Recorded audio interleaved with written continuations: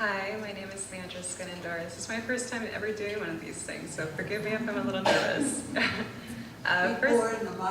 Okay, so first off, I'd like to thank the Cumberland County Historical Society for putting on this historic event. I'd also like to thank Barb Landis for encouraging me to present today.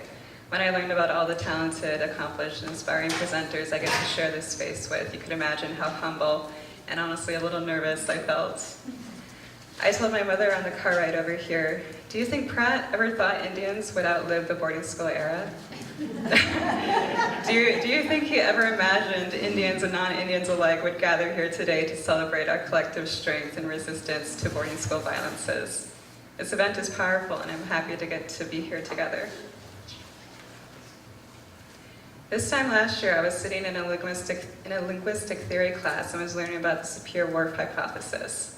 The hypothesis says that the language you speak shapes how you think and perceive the world. I know I belong to 4 distinct tribes, but I don't speak any of the languages fluently, so I sat there wondering how different my world might be if only I could speak Oneida, Potawatomi, Seminole, and Creek. What does life mean in these languages? What does family signify? How is love felt in their words? The biggest intergenerational impact Indian boarding schools had on my family and many other families as well is that we can't speak our native languages fluently.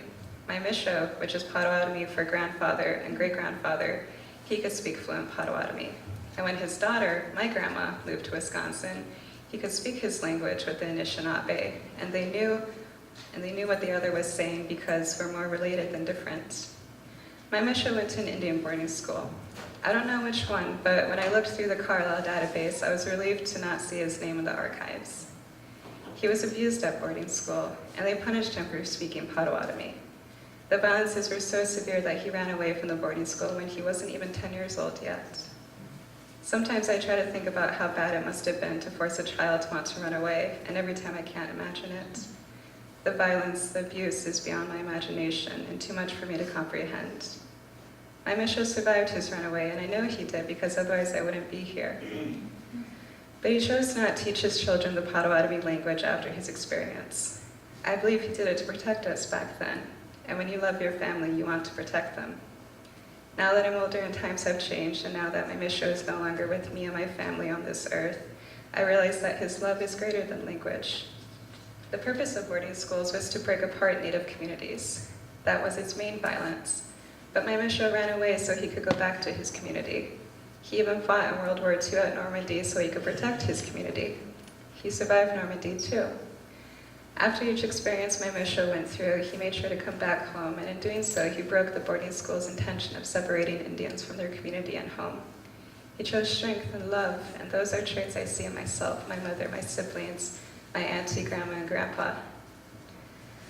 Ojibwe writer Thomas Peacock wrote a short story about the fear of losing a native language.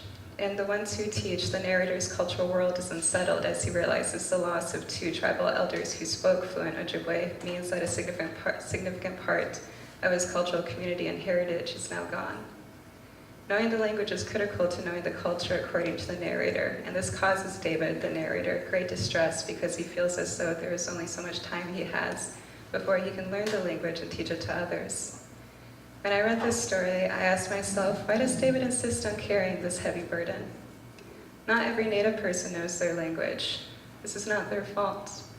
History teaches us that sometimes we don't know these things because violences like the boarding schools want us to forget about language, culture, and community. And these violences do have effects. I'm touched by them. We're all touched by them. David, the narrator, is significantly touched and troubled by them. Athabascan scholar Diane Millian talks about the shame that came from speaking the language, from being Native in residential and boarding schools.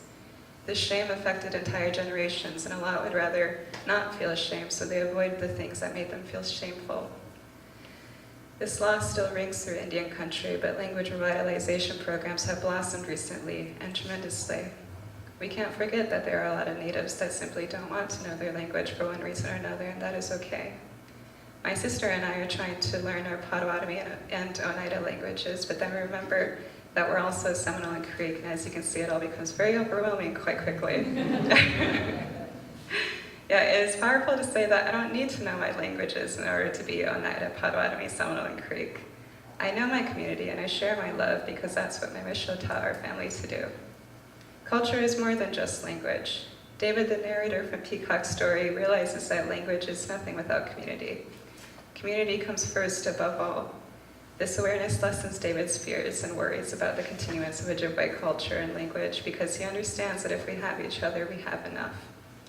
Peacock's story teaches us the sacredness of Ojibwe language and culture, but even more so, Peacock encourages us to love, learn, and accept our community members. That's what my Misho did. That's what my family does. The violences of boarding school didn't tear us apart. They wounded us, but we got back up. That's the beautiful thing I see in Natives. Despite the pain, the trauma, the histories of injustice, we don't give up. That strength, that love, I believe, is what breaks the cycles of boarding school violence. Thank you.